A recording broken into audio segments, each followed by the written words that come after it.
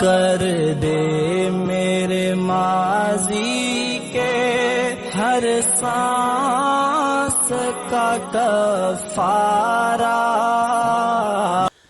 الحمدللہ وکفا والسلام علی عبادہ الذین اصطفیٰ، اما بعد، اعوذ باللہ من الشیطان الرجیم، بسم اللہ الرحمن الرحیم۔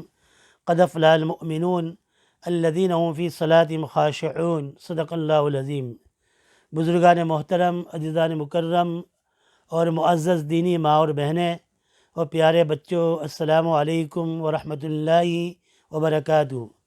ہماری تعلیم چل رہی تھی کہ اللہ تبارک و تعالیٰ نے سورہ مؤمنون میں 7 صفات بیان کی ہے، اور جس پر عمل کر لے اللہ تعالیٰ اس کو فرماتا الذین یرثون الفردوس ہم فیہا خالدون، ہم اس کو جنت الفردوس میں داخل کریں گے جس میں وہ ہمیشہ ہمیشہ رہیں گے۔ اس لیے میں کہتا ہوں کہ صفات اللہ ہماری زندگی میں اس کو داخل فرما لے، اور ہم کوشش کریں یہ صفات ہمارے اندر پیدا ہو جائے، اس کے لیے تھوڑی محنت کریں، یہ صفات ہمارے اندر پیدا ہو جائے تو ہمیں جنت الفردوس کا ٹکٹ مل جائے۔ اس میں پہلی چیز بیان کی تھی قد افلح المؤمنون الذین هم فی صلاتهم خاشعون، جو اپنے نماز میں خشوع کرنے والے ہیں۔ اس کے متعلق میں نے گزشتہ تعلیم میں چند مفسرین کرام کی جو اقوال تھے وہ آپ کے سامنے بیان کیا تھا۔ نماز کے خشوع میں پیدا کرنے کے لیے ایک بات ضروری یہ بھی ہے کہ ہم نماز سے پہلے وضو کرتے ہیں، وضو بھی ہم صحیح طریقے سے ادا کریں، اس لیے کہ ہماری نماز جو ہے وہ جنت کی کنجی ہے، جنت کی ہے، جنت کی چابی ہے۔ لیکن نماز کی چابی کیا ہے؟ نماز کی چابی وضو ہے، وضو بھی ہم اچھی طرح سے کریں۔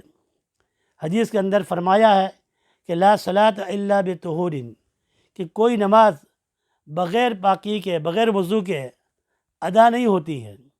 تو ہم نماز کے لیے آتے ہیں، ہمارے کتنے بھائی جو ہے مسجد کے قریب رہتے ہیں، لیکن کتنے بھائی تو دور سے آتے ہیں مسجد میں۔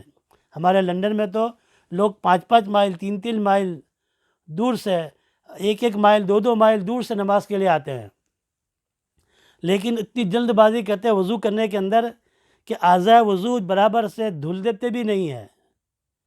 اچھی طرح سے کم از کم اعضاء وضو کو اچھی طرح سے دھونا چاہیے۔ 3 مرتبہ تو سنت ہے، لیکن کم از کم 1 مرتبہ تو دھوئے۔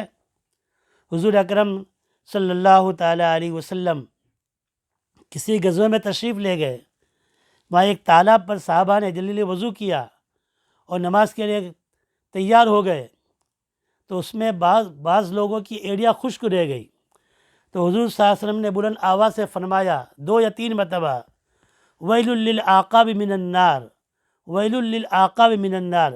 آپ نے فرمایا کہ وہ جن کی ایڑیاں خشک رہ گئی ان کے لیے ہلاکت ہے، ہلاکت ہے ان لوگوں کے لیے جن کی ایڑیاں خشک رہ گئی۔ تو نماز میں خشوع کے لیے ہم اچھی طرح وضو بھی کریں۔ امام غزالی رحمۃ اللہ علیہ نے اور امام قرطبی رحمۃ اللہ علیہ نے تو یہاں تک لکھا ہے کہ نماز میں خشوع فرض ہے، اگر پوری نماز بغیر خشوع کے ادا کی جائے گی تو وہ نماز ادا نہیں ہوگی۔ حضرت امام غزالی و امام قرطبی رحمۃ اللہ علیہ نے کہا ہے کہ نماز میں خشوع فرض ہے، لا صلاۃ الا بحضور القلب، بغیر آدمی پوری نماز پڑھ لے اسے پتہ چلے نہیں کہ میں نماز پڑھی کہ نہیں پڑھی، بس اٹھک بیٹھک کر لی، لیکن 1 سیکنڈ میں بھی اس کا توجہ و دھیان اللہ کی طرف نہ ہو تو وہ کہتا ہے کہ یہ نماز ہی نہیں ہوئی۔ حکیم الامت مجدد ملت حضرت مولانا اشرف علی تھانوی رحمۃ اللہ علیہ فرماتے ہیں کہ نماز کے لیے، نماز میں خشوع کا ہونا فرض تو نہیں ہے، موقوف علیہ نہیں ہے۔ ایسا نہیں ہے کہ اگر بغیر خشوع کے نماز پڑھی تو نماز ادا نہیں ہو گئی، واجب الاعادہ دوبارہ پڑھنا پڑے، ایسا تو نہیں ہے۔ فرض تو ادا ہو جائے گا، ہاں، لیکن نماز کی قبولیت کے لیے، نماز اللہ کی بارگاہ میں قبول ہو جائے، قبولیت کے لیے یہ جو ہے خشوع کا ہونا، یہ فرض ہے تاکہ ہماری نماز ضائع نہ ہو۔ بعض لوگ اتنی فاسٹ نماز پڑھتے ہیں کہ ہمارے سمجھ میں نہیں آتا ہے کہ وہ کتنی جلدی فاسٹ نماز پڑھتے ہیں۔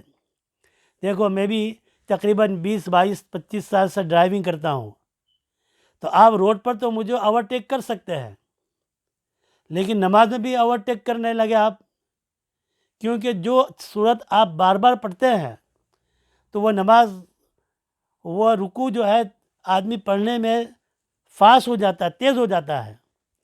اب ہم الحمدللہ بچپن سے نماز پڑھتے آ رہے ہیں، لیکن مجھے تعجب ہوتا ہے کہ ابھی میری 2 رکعت بھی نہیں ہوتی ہے، اور کتنے لوگ تو 4 رکعت پڑھ لیتے ہیں، فارغ ہو جاتے ہیں، زیادہ دیر جھکے ہیں رکوع کے اندر، رکوع کیا نہ کیا کہ ایک دم کھڑے ہو جاتے ہیں، سجدے میں بھی 2 سجدوں کے درمیان میں جو جلسہ ہے وہ بھی نہیں کرتے ہیں، اتنی فاسٹ نماز پڑھتے ہیں۔ اللہ اکبر، اللہ تعالی ہمیں ایسی نماز سے حفاظت فرمائے۔ حضور اکرم صلی اللہ تعالی علیہ وسلم نے فرمایا کہ کون شخص ہے جو نماز میں چوری کرتا ہے، سب سے بڑا چور وہ ہے، سب سے بڑا چور وہ ہے جو نماز میں چوری کرتا ہو۔ صحابہ کو تعجب ہوا، فرمایا کہ نماز میں چوری کرنے والا کون ہے؟ تو حضور صلی اللہ علیہ وسلم فرمائے کہ نماز میں ہر ارکان کو صحیح طرح ادا نہیں کرتا ہے، قیام کرنا، رکوع کرنا، سجود کرنا اتنی تیز ادا کرتا ہے تو اس کو نماز میں چوری کرنا کہتے ہیں۔ طبرانی نے حضرت ابو الدرداء رضی اللہ تعالیٰ عنہ سے ایک روایت نقل کی ہے کہ نبی کریم صلی اللہ تعالیٰ علیہ وسلم نے فرمایا کہ میری امت میں سب سے پہلے چیز جو اٹھ جائے گی میری امت کے اندر، وہ خشوع اٹھ جائے گا۔ پوری قوم ہوگی نماز کے اندر، بڑی مسجد ہوگی، بڑی ہوگی، لیکن آپ کو ایک بھی آدمی خشوع سے نماز پڑھنے والا نہیں ملے گا۔ اللہ تبارک و تعالی ہمیں ایسی نماز پڑھنے سے، پڑھانے سے اللہ تعالی ہماری حفاظت فرمائے۔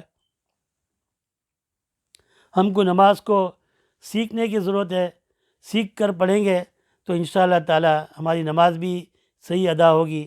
اللہ تبارک و تعالی ہمیں صحیح معنوں میں صحیح نماز پڑھنے کے لیے توفیق عطا فرمائے۔ ایک بہت پیارا واقعہ میرے ذہن میں آیا ہے، لیکن میں اگر تعلیم کو جاری رکھوں گا تو ہماری تعلیم لمبی ہو جائے گی، اس لیے میں وہ واقعے کو چھوڑ دیتا ہوں۔